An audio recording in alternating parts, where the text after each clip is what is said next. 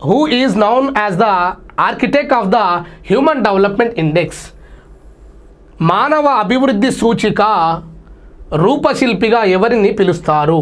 ఇక్కడ మామూలుగా మానవ అభివృద్ధి గురించి ఒక దేశం యొక్క పొజిషన్ని, ఆర్థిక వ్యవస్థను అర్థం చేసుకోవడానికి అనేక రకాలైన కులమానాలు అనేది ఒక దేశంలో ఉండడం జరుగుతుంది.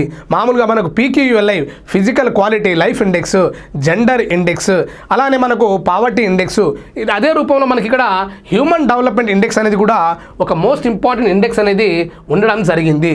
ఇది యుఎన్డిపి, యునైటెడ్ నేషన్ యుఎన్డిపి మరియు ఆక్స్ఫర్డ్ యూనివర్సిటీ యొక్క ఆధ్వర్యంలో దీన్ని మనం ఏర్పాటు చేయడం జరిగింది.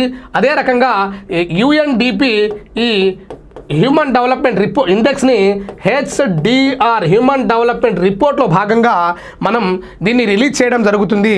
ఈ యొక్క హ్యూమన్ డెవలప్మెంట్ ఇండెక్స్ ఏదైతే ఉందో ఈ హ్యూమన్ డెవలప్మెంట్ ఇండెక్స్ని మొట్టమొదటిసారిగా దీని యొక్క భావనను, దీని యొక్క కాన్సెప్ట్ని తీసుకొచ్చినటువంటి వ్యక్తి ఎవరంటే మహబూబ్ ఉల్ హక్ అనేటువంటి వ్యక్తి దీన్ని రూపశిల్పిగా చెప్పవచ్చు.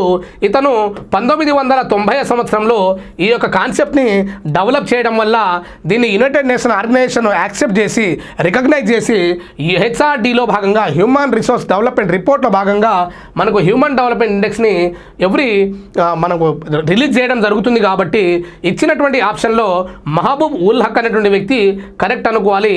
ఇతను పాకిస్తాన్ దేశానికి చెందినటువంటి ఆర్థికవేత్త.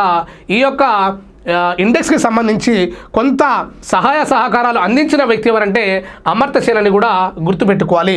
సో ఇచ్చిన ఆప్షన్లో రూపశిల్పి అన్నాడు కాబట్టి మహబూబ్ ఉల్ హక్ అనేటువంటి వ్యక్తి ఈ యొక్క హ్యూమన్ డెవలప్ ఇండెక్స్ని రూపశిల్పిగా చెప్పడం జరుగుతుంది.